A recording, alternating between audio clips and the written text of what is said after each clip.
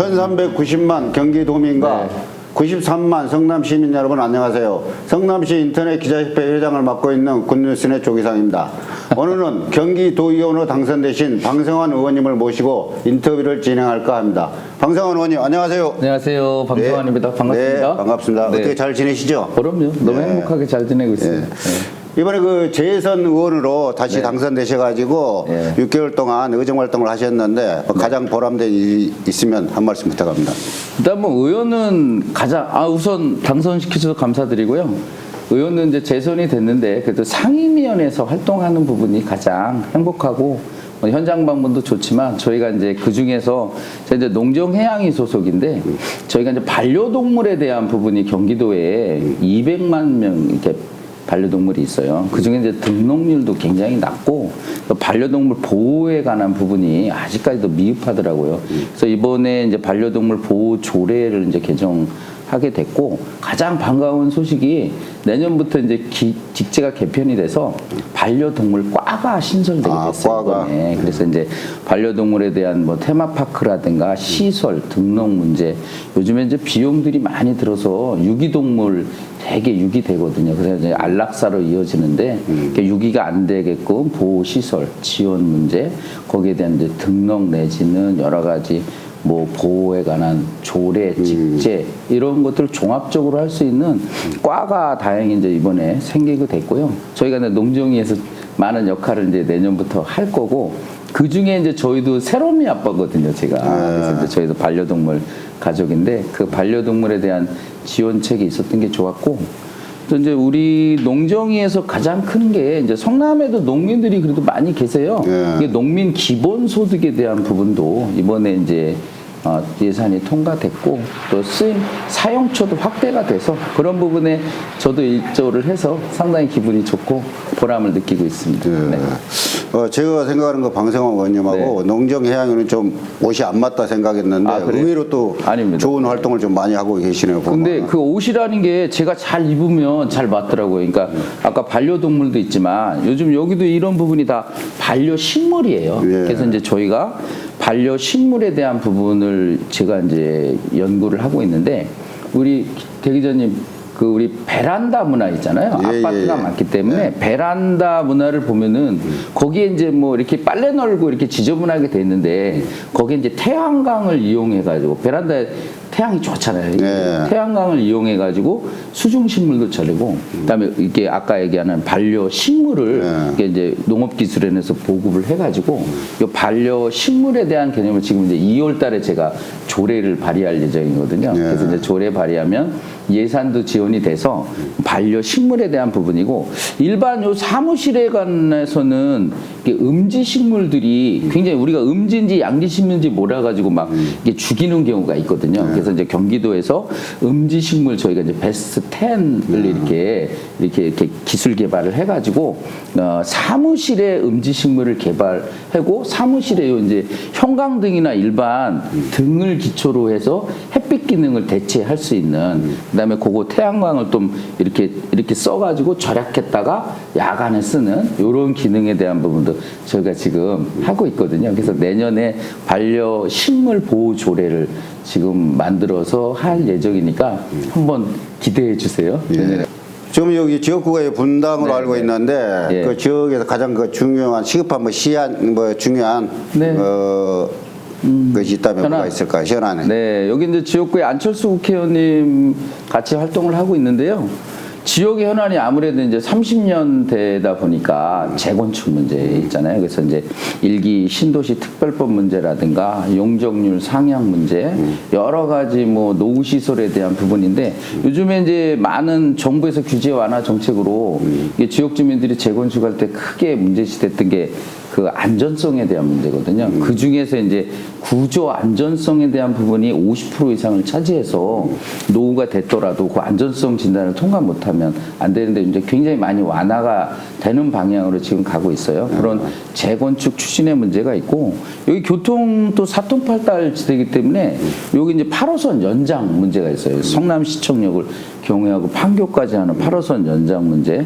또 하나가 이제 국철 문제인데 수강선이라고 하죠. 보통 그래서 수강선의 야탑 도천역 신설 문제 이런 굵직굵직한 문제 등이 있고 또 이제 도의원으로서는 도에 이렇게 이제 도로 공원 하천이나 이런 거에 많은 예산들이 여기 30년 되다 보니까 분당도 굉장히 노후가 많이 돼 있거든요. 그렇기 때문에 도의 뭐 특조금이라든가 상임위 예산이라든가 그래서 그런 세세한 도로 공원 하천 문제 있고요. 우리 또 야탑을 끼고 있기 때문에 야탑역 광장의 리모델링 예산 이런 부분도 세세하게 써 있어서 우리 이제 분당 갑에서 국회의원이 할 일하고 또 도의원이 할 일 있고 시의원이 할 일 있고 보좌관들이 이렇게 유용화해가지고 지금 예산 뭐 아까 얘기하는 법제 이렇게 해갖고 유용화 분류해서 같이 일을 하고 있는데요. 내년에 더 많이 뛰어서 그런 민원을 해결하는 그런 도의원 되도록 하겠습니다. 네. 그 지역구 이야기가 나왔으니까 네, 네. 그 지역구 야탑에 네.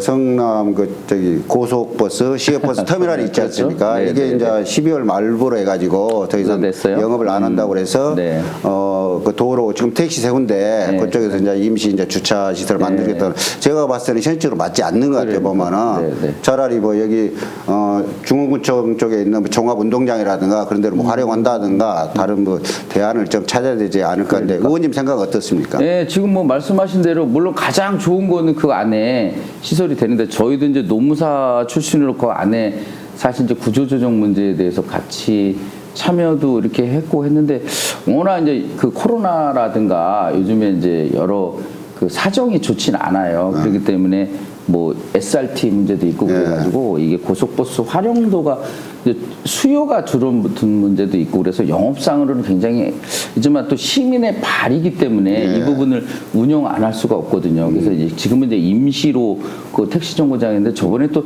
전기 문제 때문에 한참 있지만 그건 좀 해결이 돼가지고 임시로 운영되는데 임시는 임시잖아요. 그래서 정식으로 하는 거는 크게 보면 그 안에 뭐 지금 뭐 용도 변경에 대한 문제도 크게 나오곤 있지만 근데 이제 시민의 발을 이용할 수 있는 부분을 거기 임대라든가 아니면 그 면적들을 더 다시 공간을 확보해서 하는 방향 이런 부분을 있는데 여기 이제 시에 적정한 예산이 또 들어가야 되잖아요. 그렇기 때문에 그거는 이제 지금 시의원들하고 지금 이제 KB 관계자들하고 같이 만나서 저도요 그 논의를 하고 있어요. 일단 공간적인 부분을 어떻게 할 거냐, 그다음에 두 번째 예산 부분을 어떻게 할 거냐 이런 부분에 대한 게 지금 시에서 예산이 계속해서 투입될 수 없고 그러면 영업 이익이 나야 되는데 그럼 영업 이익을 어떻게 보전을 해줄 거냐, 또 확보하게 해줄 거냐, 이런 부분에서 있는데, 워낙 또 규모가 크단 말이에요, 이게 지금. 그렇기 때문에 그거는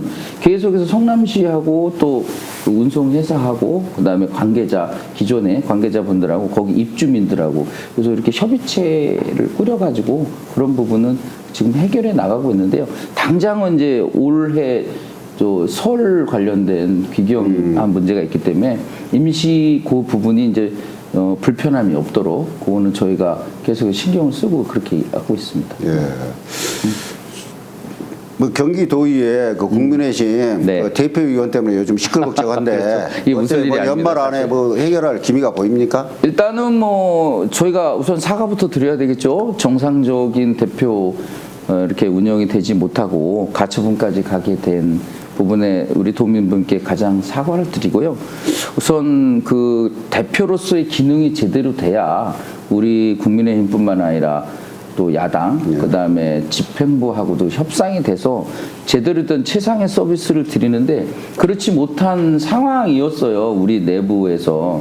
근데 이제 가장 큰 거는 대표를 뽑는 절차가 정상적이지 않았기 때문에 그런 부분에서 이제 법원에 인정이 돼서 가처분이 인정이 돼가지고 본안 판단에까지는 이제 직무 정지 상태거든요. 그래서 지금은 이제 직무 대행을 누가 어떻게 할 거냐 해서 그 부분은 전체 총회에서 저희가 직무 대행을 뽑았거든요. 그래서 우선은 직무 대행이 정상적인 대행 절차로 이렇게 이행할 수 있고 권한을 행사할 수 있게끔 자리 잡는 게 제일 중요하고 뭐 광미숙 대표가 이제 여러 가지 본안 소송도 대응을 한다고 하지만 지금 그 전에 사실 이제 내부에서 불신임 절차로 78명 중에 40명이 의결을 해서 불신임이 통과가 됐던 거고 이번에 가처분도 인용이 된 거면 대표 선출 절차뿐만 아니라 선출 이후에 불통으로 인한 대표 역할을 제대로 못했다라는 게 어느 정도 방증이 된 거잖아요. 그러면 본인이 현명한 판단을 했으면 좋겠고요.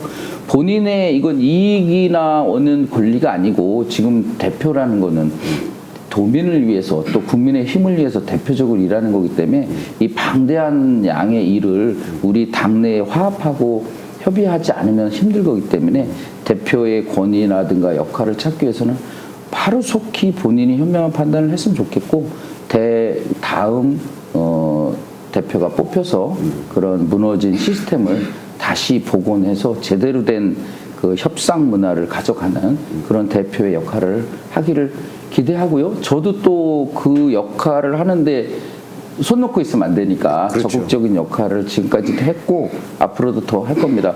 우선 기본적인 전제는 도민분들에게 이런 염려를 끼쳐드려 죄송하고요. 무너진 시스템에 대한 부분에 대해서는 사과드립니다. 하루 속히 이런 부분을 회복해서 정상적인 역할을 할 수 있게끔 그런 역할을 최선을 다하도록 하겠습니다. 내년에 곧 빠른 시일 내에 복원하도록 노력하겠습니다. 예, 그냥 빠른 시일 내에 복원되면 좋겠습니다. 며칠 있으면 이제 개면년 새해가 밝아오는데 개면년 새해에 우리 방성환 의원님의 의정 활동 계획이 있다면 한 말씀 부탁드립니다. 네, 뭐 개면년 토끼잖아요. 예. 뭐 깡충깡충 뛰는 것처럼 저도 현장에 역시 있을 때 가장 행복하고 현장 방문뿐만 아니라 상임위 활동.